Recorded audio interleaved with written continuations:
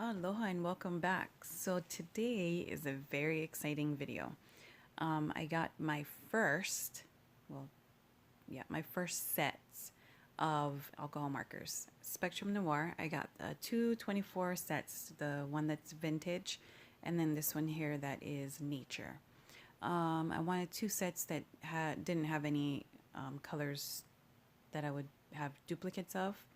And I kind of was reading online that Spectrum Noir tries not to make their sets with duplicate colors in it, so that's pretty awesome.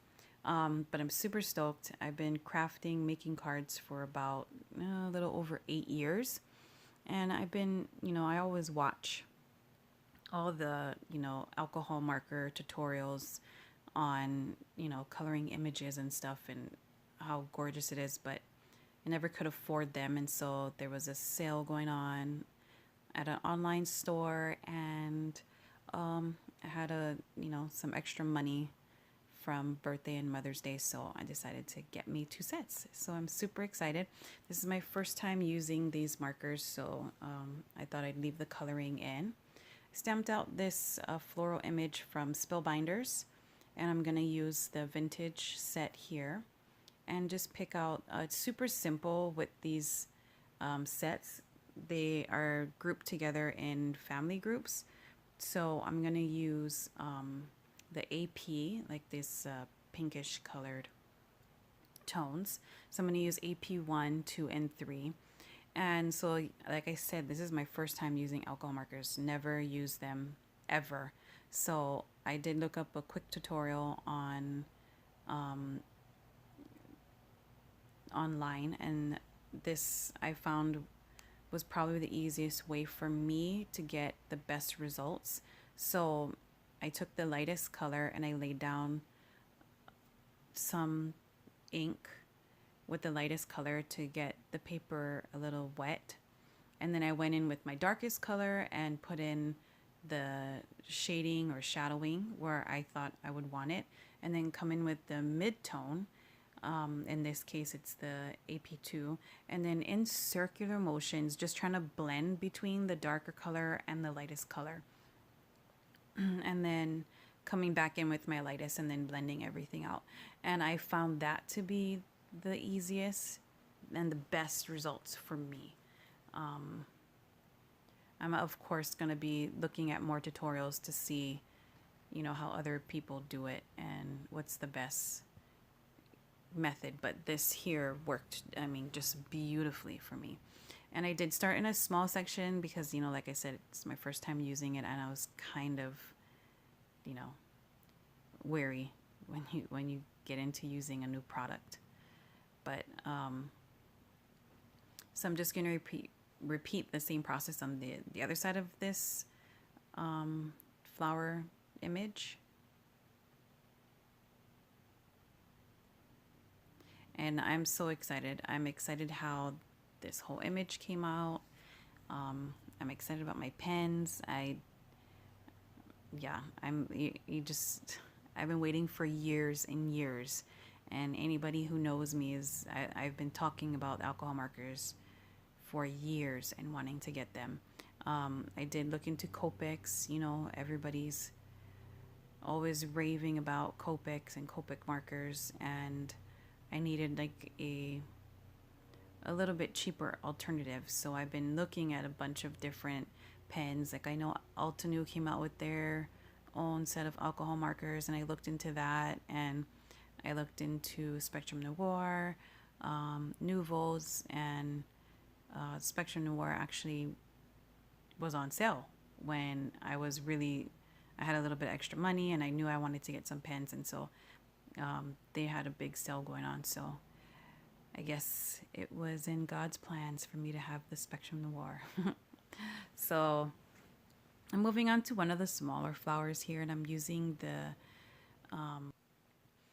B01 and the B02 markers here.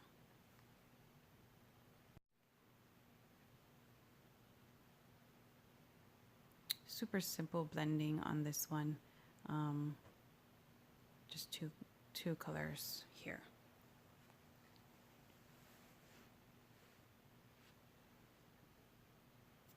So moving on, I'm going to do the DP set.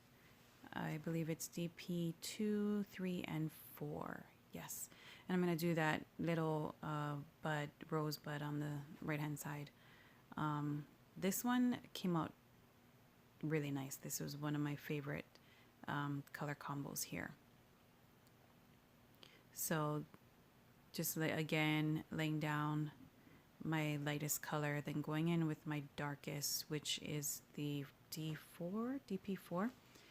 And then I'm going to come in with the DP3 and blend it out and working it the same way I did with the first image.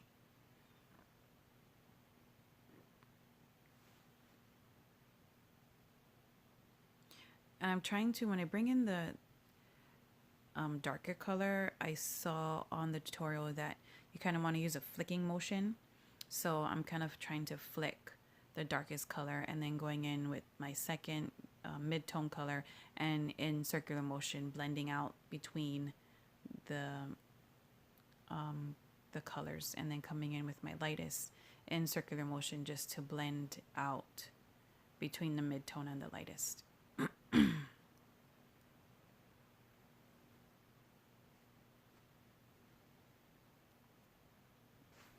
Okay, and then moving on to PVs. We got PV 1, 2, and 3. And I'm just going to color in that little rosebud at the top. I don't think you necessarily need the 3 colors, but in my case, you know, I'm still playing around with it, and I really liked the way that the 3 colors blended, even though it's a small little image. I love the way that the 3 colors came together in this little rosebud. Really makes the whole like floral piece pop with the little rosebud. It's so vibrant. This is that PV2.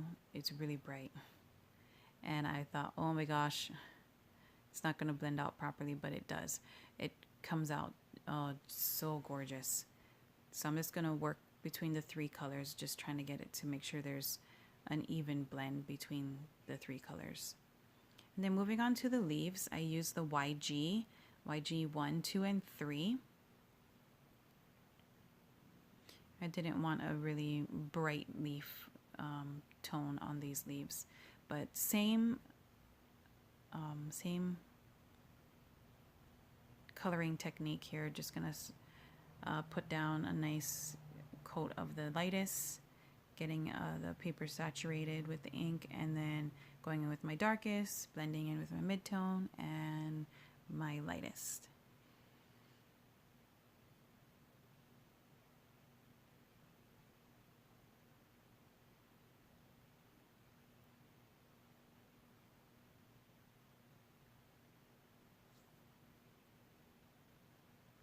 So I've never done, again, like I've never had alcohol markers, but I've been having a lot of fun with the Spectrum Noir.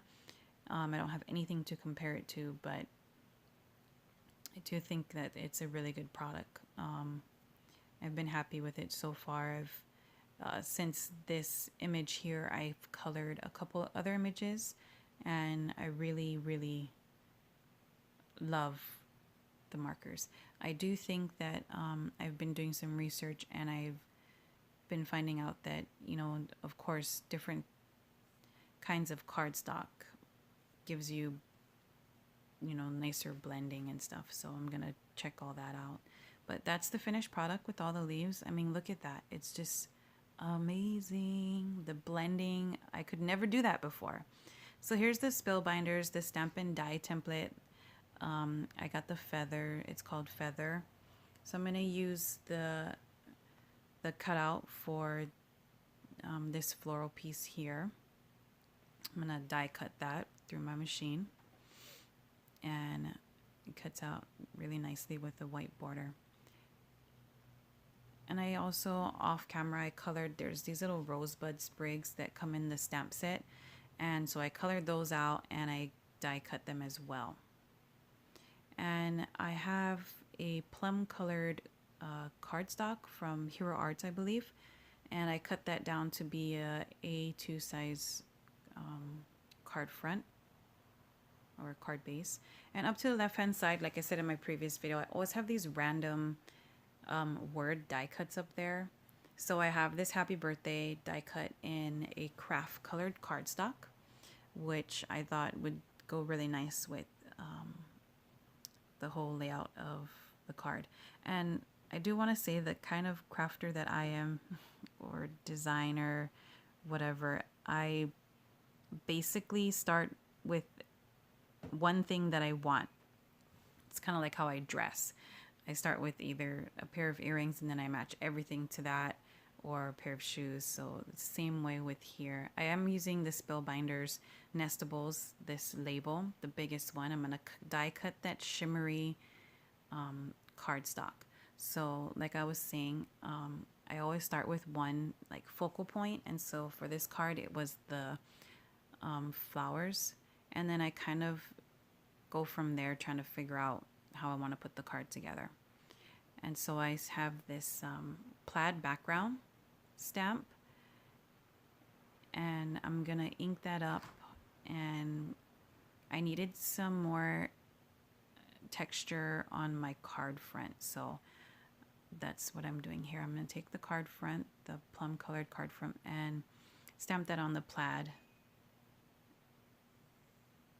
background stamp here. And at this point I decided I was gonna emboss it. So now I'm gonna grab my clear embossing powder.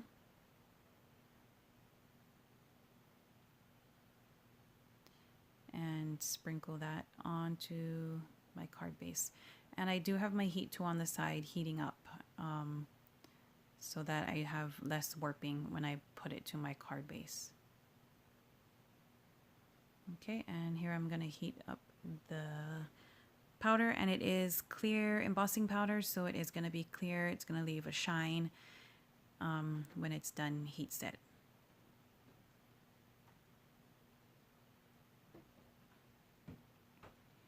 And there it is. Came out great, gorgeous. I love it, the texture. Okay, cool it off a little. And then we're going to put that shimmery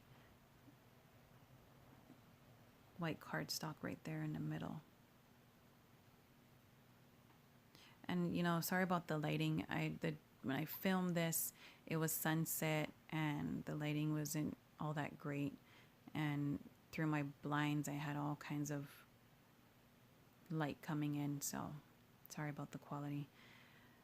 Here I'm going to be taking some really strong adhesive and sticking that to the back of the label. Remove the backing, and then I'm going to just place that right in the middle on my card base.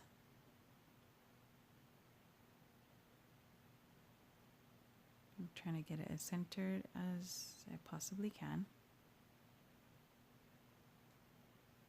And then press down really good on the adhesive.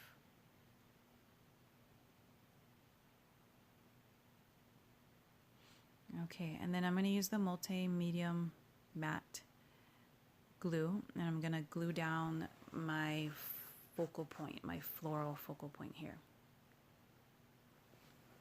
I'm going to glue it to the right hand side.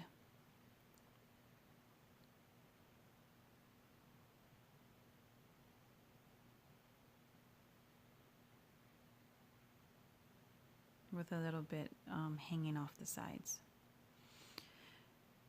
And I wanted to just put, you know, have the birthday overlapping with the floral image there, and then just place the happy on top. Okay, so I like that placement, and I'm just gonna glue that down with some liquid adhesive. I used the matte multi-medium again. All right, and then when that's finished, now, like I said, I kind of put my card together, just focusing on my focal point. So I didn't figure out where I was gonna put these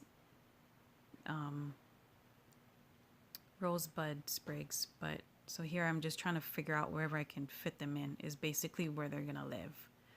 and I really did like where I could fit them in. It just worked great. So I'm just going to stick them in where they fit and then glue those down with some liquid adhesive again.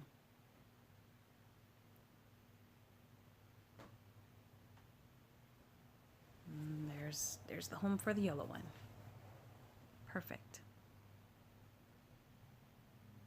Okay, and like on the previous video, I like to cut off the, the edges or the bottom pieces of anything I'm going to stick behind another piece.